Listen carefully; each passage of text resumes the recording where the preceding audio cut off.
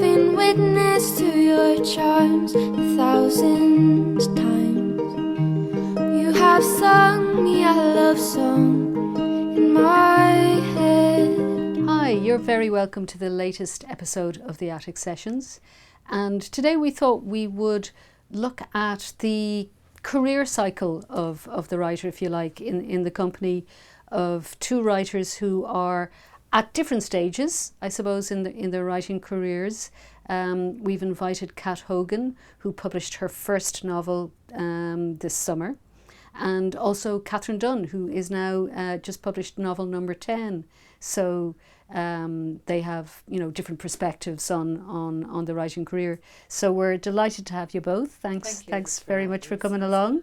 And if I turn to Kat first, just to ask, your novel, They All Fall Down, came out in July, isn't that right? That's right, yeah. The 1st of July it was published. So what's it been like having your first book out?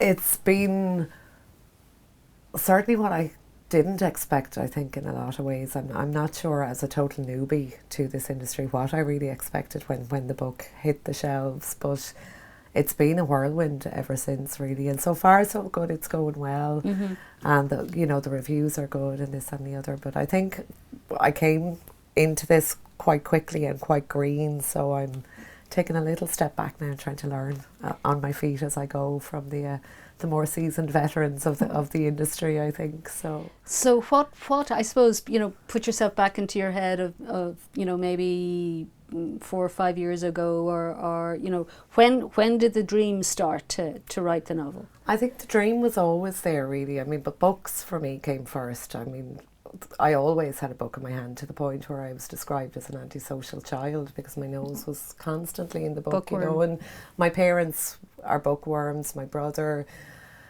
So, and it's just that feeling of when you find that book and you're sitting in your chair or on the couch or in bed and you're just lost in another world for a couple of hours. I suddenly got this feeling, could I make somebody else feel like that? And then my background is hospitality, and I did a business studies degree on the foot of that training, and then I did a law degree. So my first delve into the writing world was from the other side of my brain, where I was writing business plans and proposals, press releases, all that kind of thing. But there was just that voice constantly in the back of my head. And then I started thinking about a couple of characters, and then I did a creative writing course, and I started the novel, and I'm on to something here. And then it wasn't by design that book became quite dark. It just, this character popped up and said, "Hi, Kat," and then it went down that route, Mm-hmm. Well, maybe you tell us a bit about the book. What's the premise of it? Well, it's been marketed as a psychological thriller, but I think it has elements of a lot of different genres in it. It's not pure psychological thriller, it's not women's fiction, it's not a crime novel, but all those elements are in there, and it's certainly a book of two halves, where the first half is you're developing these relationships between people and the effect that one particular person has on the dynamic of a group to their detriment ultimately, and then it all ramps up in the second half and you turn up the heat and it all goes pear-shaped then, Because the character Scott that you're referring to there, the guy who causes trouble for everybody else, essentially, like, he really is quite a baddie. Was that fun to write? Scott was the one that appeared out of the ether and said, "No, this is not going to be women's fiction. I'm going to come in here now and cause mayhem for you." So his character was brilliant to write, and I think he became not only my favourite character, but the best character in the book, because it got to the point where I could smell his aftershave. I knew him so well, and just his thought process and the way he looked at things. It was like, you really are twisted, So, but he was brilliant fun to write. Yeah. I mean, the energy, I think, in fiction, like, the energy sometimes is with, like, they say Paradise Lost, that the devil gets all the best lines, because that's where the energy is. So I, without going into any kind of psychological probing or whatever, do you think that there was some kind of part of your own kind of id or something that you were putting into this? Or we are going into psychological probing. I don't know is probably the answer to that question. I Yeah. think we're all fascinated. I suppose creative brains are fascinated with people anyway, and we're fascinated about how people tick and how people interact with each other, Yeah. and what happens if you've got a really strong manipulative person within a group of people. Does he have the capacity to manipulate and to fool people? And I think a lot of the times the answer is yes. You know, they do have that capacity to really play the puppeteer almost. But one of the other really attractive things about your book is that it's also very rooted in a specific place, and you were talking before about Wexford a little earlier this morning, and I was feeling I was in a small port town in Wexford.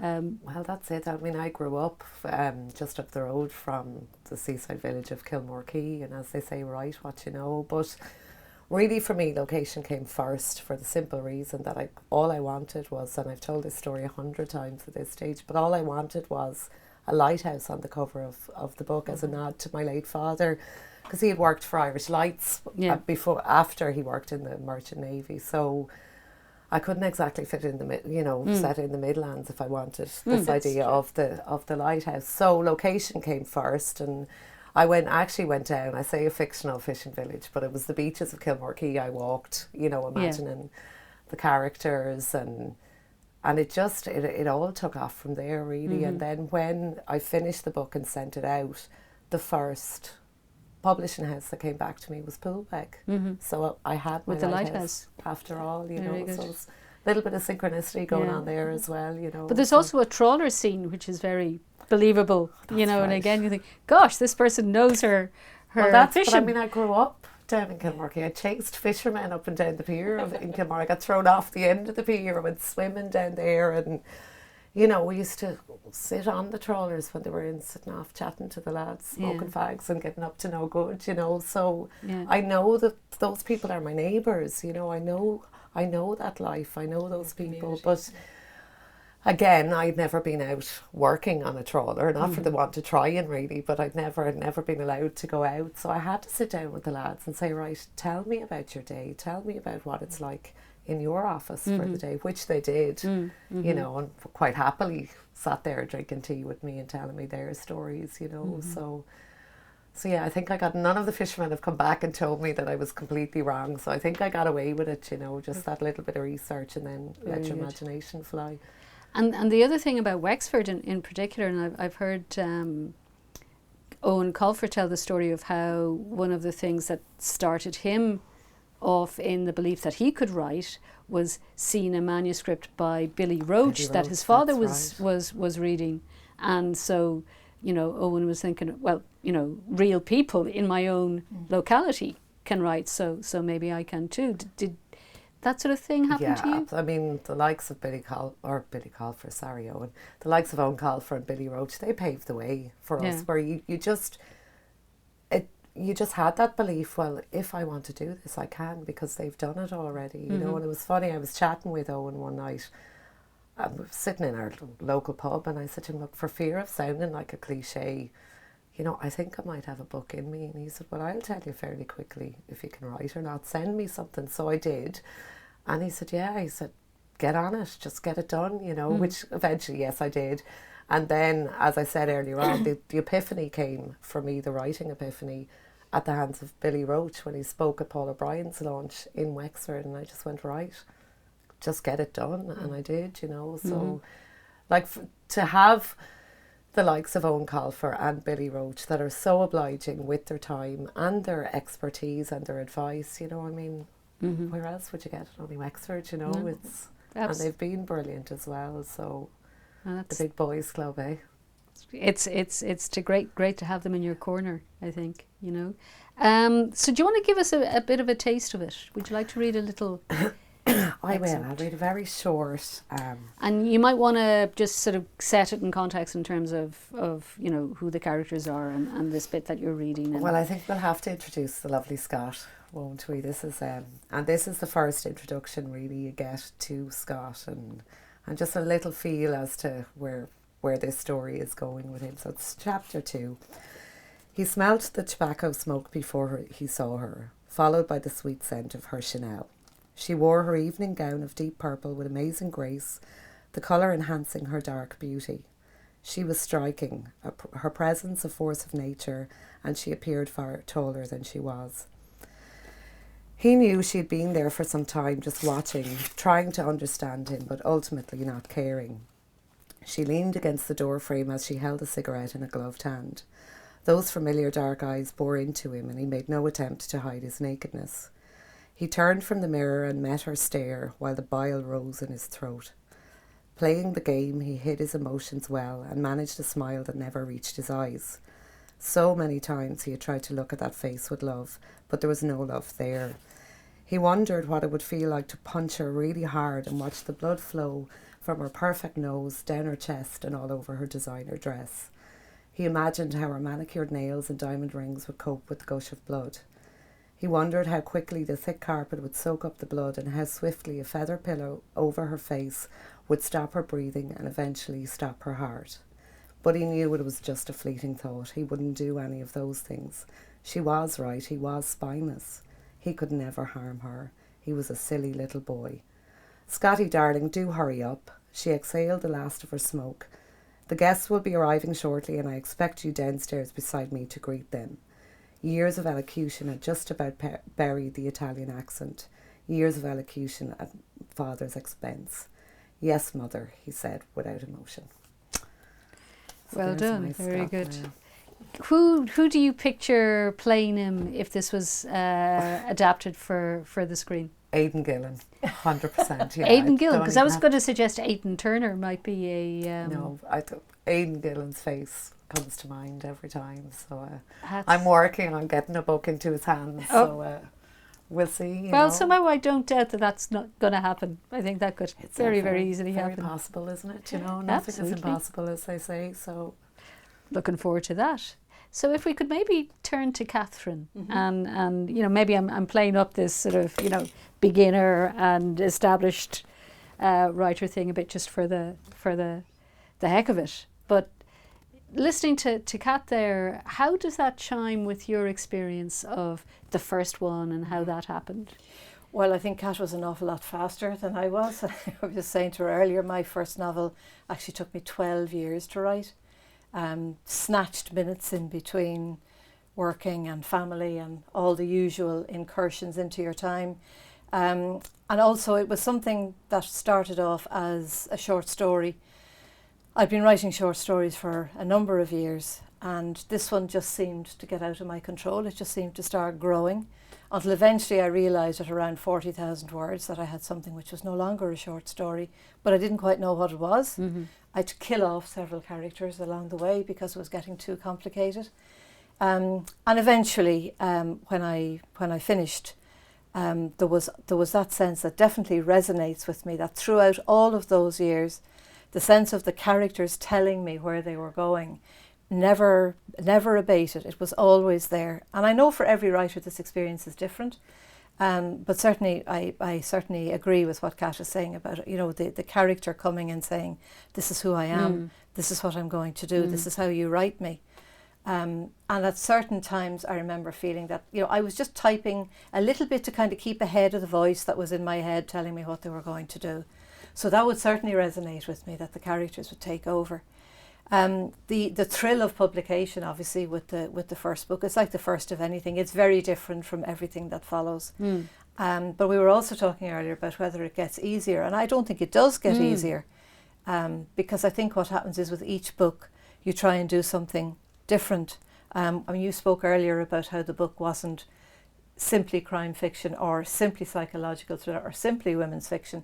And this is something that has been a bugbear of mine over the last 20 years. You know, why do we have to shoehorn something, you know, into a particular genre? It's a novel. Right? It's a story. So either read it for what it is, but stop trying to shoehorn it into being something else. But are the shoehorners the people that are doing the marketing? Do they need to have these neat little... Well, so they say, but you would imagine if that was the case, well then whatever genre they choose would work, and that's not necessarily the case. I think I just think people need to have a broader view, because certainly readers do, and readers don't necessarily buy something only because it is so-called women's fiction, psychological thriller, crime fiction, whatever. And they buy, and often people buy word of mouth, but that's putting it a stage further. I mean, when you're writing, and I think from what we discussed earlier, you don't have necessarily that kind of genre or that kind of shoehorn in mind. You have your story in mind, and it grows, because writing is organic. It grows as you write, and you might start off with something 2 years previously and find 2 years later that pretty much everything has changed, maybe apart from the central characters, although some of those can often be killed off along the way as well. So I think I just think the genre thing can be very limiting, and it can stop your creativity going down the sometimes blind alleys where it needs to go, because you can always reverse and come back again if it doesn't work. But I think not following a lead where your instinct brings you can be dangerous. I think you need to go there no matter how long it takes. Now, one of the things that I read about you is that you're really interested in issues as a writer. To what extent has that kind of influenced the choices you've made about the stories that you've told? Well, I would probably put it another way and say that the story actually comes to me as an idea already fully formed. And I'm not interested in writing something that simply has a happy ending. I mean, I think happiness writes white, I think we've all discovered that. So the stories that come to me are stories usually about the challenges that ordinary people face, to use that awful phrase, that we all face in our ordinary daily lives. And I suppose how I would phrase it is that I don't believe there's any such thing as an ordinary life. I believe that all lives are extraordinary. If you begin to excavate below the kind of the public face or the surface that we all present to each other, all lives are extraordinary. And they are extraordinary in the issues or the things that we have to deal with. I would hate to be seen as somebody who writes about an issue rather than the characters demonstrate what it is to be enmeshed in some particularly difficult situation. The last novel before this one was actually about cyberbullying, and it was something that I had become very aware of, although something almost like in the ether. I'd stopped teaching at the time, stopped teaching secondary school anyway, but the stories I was hearing from younger people, it just struck me that this was something incredibly toxic, which then meant that my last novel actually dealt with teenage suicide, because there was a group that pushed this young teenager to that brink. But the point is that story began for me by seeing a young boy pedalling somewhere furiously on his bicycle. I had no idea where he was going. I had no idea what happened to him. So I had to write his story to find out. And if you like, the issue that emerged then from all of that was what I had been obsessed with over the previous number of years, which was this whole awful growth in cyberbullying, which is so pernicious because it's so anonymous. So the research around that was fascinating, but actually delving into the character's response was my business as a novelist, not necessarily the issue itself. So you're looking at your world, and things trigger responses, creative responses. Stories come, stories come. And sort of shifting back a little to the more starting off part of the career, were there other writers that were either influential or helpful, or people that you wanted to be peers with? Or well, I remember a huge sense of isolation would be my memory of when I started to write, because it would have been back in the mid-70s. And when people ask me when did I start writing, I actually didn't realise there was a difference between reading and writing until I left primary school. I used to believe, well, if everybody reads, I was a bookworm like yourself, then of course you want to write your own stories. And I didn't actually realise that wasn't the case until I went to secondary school, by which stage I had learned to keep my mouth shut. And I did this very privately, and it remained a very private exercise for a very long time. I think, around the 70s, early 80s, women getting published was not really on the agenda. I mean, all of our canon, apart from Edna O'Brien and Jennifer Johnson, and we can name them because they were the only ones. The rest of our literary experience, if you like, was both rural and male. And I was a female and lived in a city, so none of this particularly resonated with what I wanted to write about as a young woman back in the 1970s. And I took some time out in Canada, and I came across the absolutely amazing public library system in Toronto, and I discovered Margaret Atwood and Alice Munro at that point, and later Carol Shields. And I remember the joy of reading, it was Life Before Man by Margaret Atwood. I remember the joy of reading that and thinking, so it is possible. It is possible to write about the lives of women going about their ordinary, daily, domestic work, friendship, children, business, and make it into a novel that is as riveting and as captivating as this one. So I suppose that rather than anybody local, that would have been my influence, my inspiration, my starting point, even though I had been writing a lot up to that point. At that stage, I think I began to take a slightly different turn in direction. So there are definitely parallels with the poetry world, because, you know, Yvonne Boland talked about how, you know, she grew up in a period when the writers were male, maybe not rural, but definitely that there weren't sort of the sense of immediate sort of female predecessors or a tradition that she could be part of. And so she, you know, looks to the States and people like Adrienne Rich and you know, the permission to write about her life as a woman in a suburb of Dundrum. Absolutely. But I don't know why it hadn't really occurred to me that fiction writers were having exactly the same kind of journey, because they weren't the predecessors. Well, I certainly was. I mean, I obviously other people's journeys. I mean, we touched off each other on many points and have discussed it over the years. But certainly for me, that I felt just a huge isolation. And I felt that if I came across anything to do with women's lives in fiction, we were an appendage, we were part of a family or part of a relationship, but always from the point of view of somebody else. And then I began to, over the last number of years, I suppose it's been a kind of a constant theme, I began looking at a lot of the work of Mary Beard, who delves into classical civilization, and she's written such wonderful stuff about how silence was the kind of the traditional role of women. And that struck me, you know, that obviously has fed into our society, our modern society today. And just this whole notion of silence around what happens to women is, I suppose, at the moment, one of the things that I'm finding my greatest source of inspiration on how to address that silence.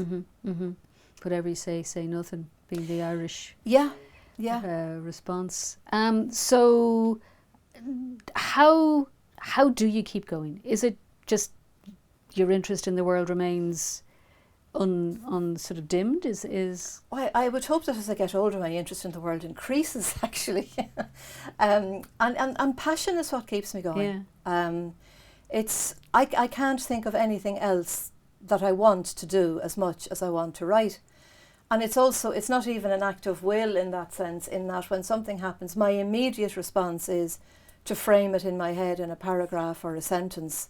I never claim to be sane, and I don't think writers are anyway. I think we have our own measure of insanity, where, you know, inhabiting a world with fictional characters is often a lot more stimulating than, you know, what one might have to do on a day-to-day basis. So it's certainly the passion for writing, and it's also, on a practical level, it's how I earn my living. So there's the financial imperative, if you like, which is always there, that you have to keep going. But I would keep going anyway, I think, even if it wasn't the way that I earned my living, because that's my response to the world. And I think, like Kat, when I was growing up, that notion of being transported somewhere else by a book somebody had written, that's the kind of thing which also, like you, I want to recreate. I want to write a reader to open the covers of a novel and just be transported to whatever location it is I happen to be writing about, to whatever character's life. I want the reader to feel, I can't put this down, because if I put it down, I'm going to break what John Gardner calls the fictional dream, and then I'm going to have to get back to reality again. So I'd much prefer to keep this fiction going. So tell us a little about the latest one, the years that followed, because certainly, you know, reading it over the last while, I've felt immersed in this sort of quite exotic world that you're creating. Tell us how that came about. Okay, well, this again was, it has become part of my fascination, which has been there ever since I was a child, with mythology. And I remember being given a picture book when I was a kid of Greek and Roman myths. I don't know where it went, because I think I have every other book I've ever got, but that one has somehow managed to escape me. But always being fascinated by the tales of the Greeks. And then when I started to reread them maybe 5 or 10 years ago, I began to realise, you know, the depth of psychological insight that there is in all of these tales is just fascinating. And where a lot of the myths purport to be about territorial disputes or wars or power, they're all about what it is to be human, what it is to feel lust, anger, revenge, rage, love, whatever it happens to be. And I just thought, I embarked on this really ambitious project, and this book is the first of a trilogy, where I thought, wouldn't it be great to take one of those myths and take it from its mythological ancient Greek setting and bring it bang up to date. So that was the inspiration behind this one. And the story that drew me in was the story of Agamemnon and Clytemnestra, which again, like most of the myths, is a story of the abuse of power. And Agamemnon sees this young woman, Clytemnestra, decides he wants her, takes her away from her father's house, abuses her horribly, kills one of her children, and then fools her into thinking that he has found Achilles as a suitor for their daughter Iphigenia, and sacrifices Iphigenia on the altar at Aulis because he wants fair winds for the Battle of Troy. Now, obviously, there's lots of things a modern writer has to transform in that, because I don't think we're going to believe in child sacrifice to that extent. However, there are many ways of abusing or damaging a child. And it also fed into my other deep concern around the issue of silence around the lives of women. And this particular silence was in the case of domestic abuse. Because instead of making Agamemnon the kind of all-powerful, rapacious king that he was, I make him a serial domestic abuser. And unfortunately, if you like, I found it scarily easy to imagine that kind of abuse of power from ancient times into now, into a domestic setting. It just became very clear to me that it was all part of the same continuum. Now that, if you like, is the issue that emerged, so we leave that aside for the moment. But what happened was, I have a young woman, Callista, who's born in Dublin in the 1960s, and she's Clytemnestra. I didn't want emails, mobile phones, ease of communication, financial independence, nothing. I wanted none of those things. And I began to write the story from her point of view, breaking the silence about when she meets Agamemnon, who's called Alexandros in the novel. And then, just as Kat was describing, another character popped up and became, without my imagining it or devising it, became the kind of Greek chorus. And her life then reflected on the life of Callista. So it ended up being Pilar, the Spanish woman. So it ended up being the story of two parallel lives, where really their fate emerges from both the abuse of power of others, but also bad decisions. That whole concept of you make an impulsive decision in just one moment, and it can actually impact the rest of your life. And that's another really interesting one for a writer, that what if, you know, what do you follow, what if this happens?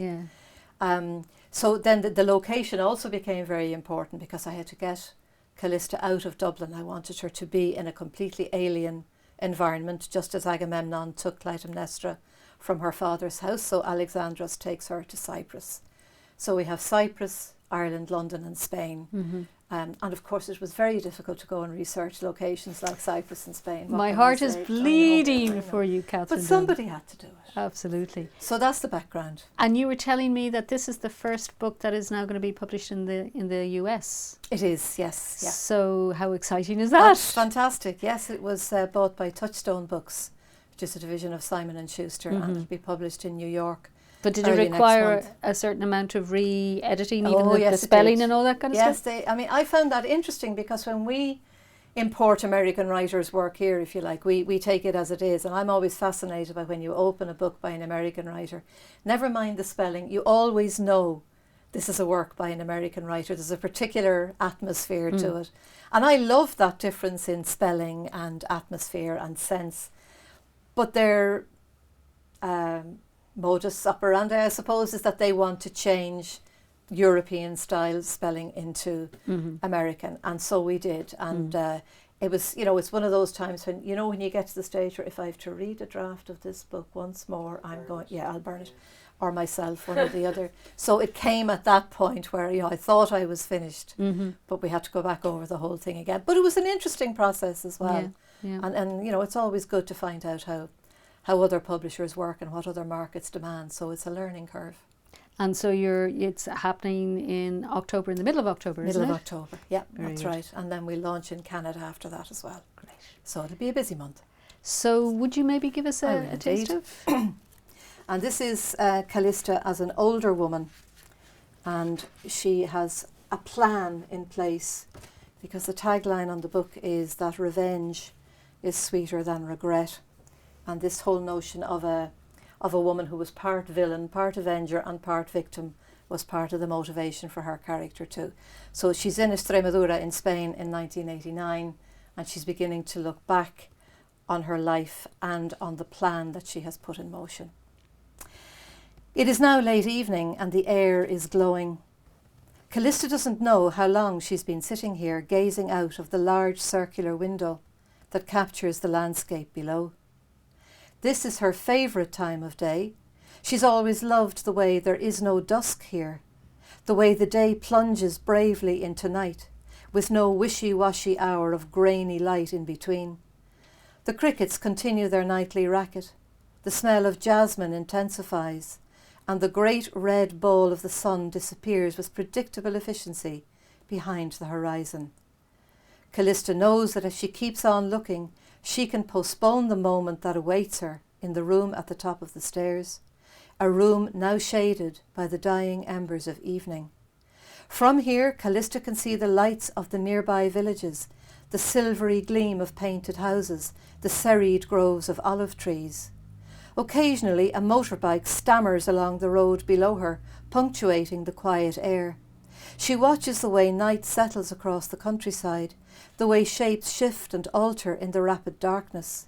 Hills become folded predators. Farmers' shacks menace the crouching fields. It is possible to see for miles. In the distance, a butter-coloured moon spills stillness onto the darkness below. Here at this vantage point, right at the top of the hill, no approach, no retreat goes unnoticed. Callista had chosen this site so that nothing could ever again take her by surprise. She leaves the landing now and makes her way up the final steps of the stairs.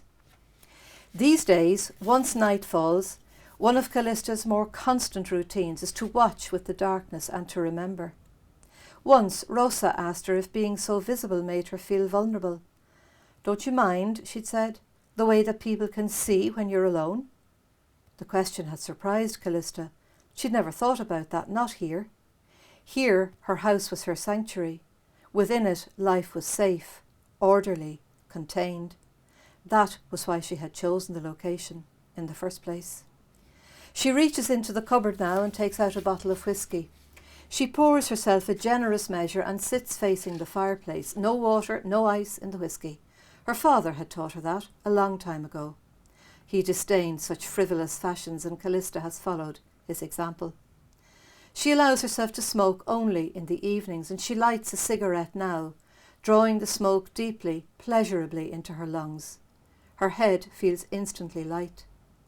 As she smokes, she lets her eyes drift towards the gallery of black and white portraits that make up the one startling wall of the chimney breast. They are as familiar to her as her own face. In a way, they are her own face. Her gaze alights on the central photograph, a man, young, dark-haired, handsome, but not in any conventional way. He has a strong, commanding face, clear, brilliant eyes. Callista has kept this portrait of Alexandros, no longer out of love, but out of the desire never to forget. On either side of this man, satellites orbiting the moon, are the bright faces of two young children, smiling faces, unknowing faces, gazing off into the future. Tonight, Callista welcomes the unravelling of emotion that comes as she looks at him, at all of them. All that I've loved, she thinks, all that I have ever loved. She cannot put it off any longer. Callista sits back, nurses her glass, and allows herself, finally, to remember. Well done, well done. And again, you know, that switching of point of views between Callista and Pilar is a really good way of developing the suspense and intriguing the reader, because we want to know how these are going to dovetail. And I think one of the decisions that I took initially, when you were talking about building the suspense in the first part of the novel, initially those sections might have been longer, but sometime around maybe the 7th or the 8th draft, I deliberately chopped them and made them shorter so that the point of view shifts quickly, which at least gives the momentum and the illusion that things are happening maybe faster than they are. So here's a quick little technical question for both of you, actually, because you just mentioned drafts, and I'm conscious of the first draft of my novel that I'm going to attempt to turn into a second draft shortly. How many drafts does it take? That's how long is a piece of string. Yeah, I was just about to say the same thing. But certainly with this, I reached 11. Wow. Now, not huge significant amounts, might change maybe from 8 to 11, but they certainly change hugely from 1 to 8. What about your experience? I think I was lucky first time around. Maybe sometimes ignorance is bliss in a way, really, when you're approaching that first time of that first draft. And I was conscious, I suppose from being a reader, I was conscious of how to keep a story flowing and characters and plot holes and this and the other. But the bane of my life was commas, the more technical things, and comma splices. And so the story overall, it didn't require a huge amount of work. It was just everything else needed to be polished up and this, that and the other, But I think, and I had this conversation with someone yesterday, it's kind of like kneading dough when you're making bread, isn't it? You can keep going back at it and going back at it and going back at it, and then there comes a point where you've killed it completely. You have to let it go. It's that point, and I think that's the hardest point to reach, where you go, where I need to it's done now, and then of course you doubt yourself. I even reading that back now, I'm looking at little things going, oh, if only I'd done it, Well, the next one, I suppose that's where for the next one. And I've learned so many from the first one. I've learned so many little things now that I've already started to apply in the second one. And I think, Jesus, this is great. But I think one of the really interesting things that a later draft does is, I often find if you feel that something, you're not quite getting where you want to be with something, save the draft and rewrite it from another point of view. Yeah. And I think that's hugely helpful, particularly if you're in that kind of that stuck middle period, which most of us go through at some stage. It could be at the beginning, could be at the end, but more than likely it's going to be somewhere in the middle. And to go back to that point where you started to have difficulty, create a whole new draft from the eyes of another character, it can be a revelation. And the first 8 drafts then really end up as being one, and then you start from there and do what you need then to finish the novel. So I don't get scared by the number of drafts that it takes at all, because all you're doing is hopefully making it better. Refining and refining. So just to sort of come towards the end here, and again, this may be an impossible question for Catherine, but I'm going to put it anyway. What advice would you offer Kat in terms of what you know now, what you would have liked to have known then, or what are the sort of pointers that you'd maybe offer the first time? I think the first one, I think the most important one is resilience. That you just keep going, you just keep writing. There are things which will happen over which you have no control. There is no doubt that at some stage along one's career, bad reviews are going to happen. Begrudgery is going to happen. Something that you really want to happen with a publisher doesn't work out. Your hopes and dreams for your book are shattered for one reason or another. All of this happens, and it happens all the time. And I think, if the passion and the persistence I think is just as important as passion. You actually have to try to develop a thick skin and just keep going through it all, no matter what, because to lose sight of the passion that brings us into this, and I won't call it a business, but this way of life, to lose sight of the passion that brings us into this business in the first place is the saddest thing of all. And I think that kind of screen around ourselves of, I'm going to be resilient, I'm going to keep going no matter what, I think that's the most important thing. And being professional is another. You know, you know, I've seen directors of festivals who get very cross where somebody's been asked to read maybe for 5 minutes and they hog the stage for 15 or 20, you know.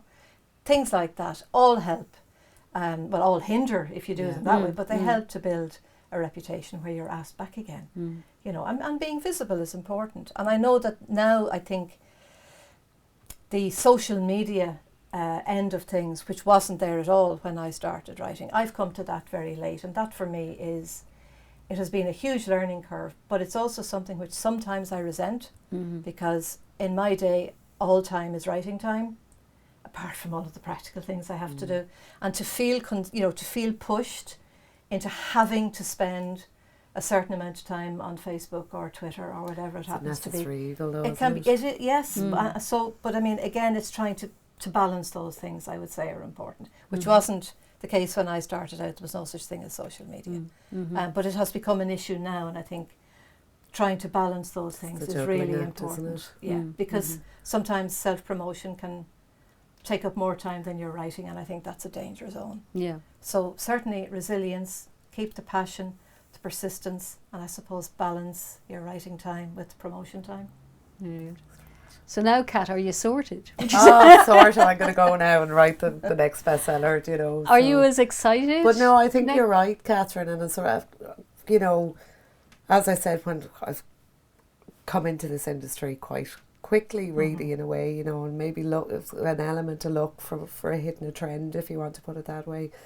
But I'm learning fast, you know, and I'm getting to that point now where it's, look, put that little screen around yourself and hold on to that passion you have for storytelling, like a dying man holding a raft, you know, because you can get caught up in the hype of it and this constant promotion and constant checking on Amazon to see how your book is doing and checking for reviews, and you'd end up going doolally from the whole thing. So you just, so I think I had a bit of a watershed moment last week when I went, no, it's out there now, my baby has gone out to the world, let her off and just concentrate now on balancing kids and home and family and getting back to work. And I'm itching to get back to this story anyway, so great.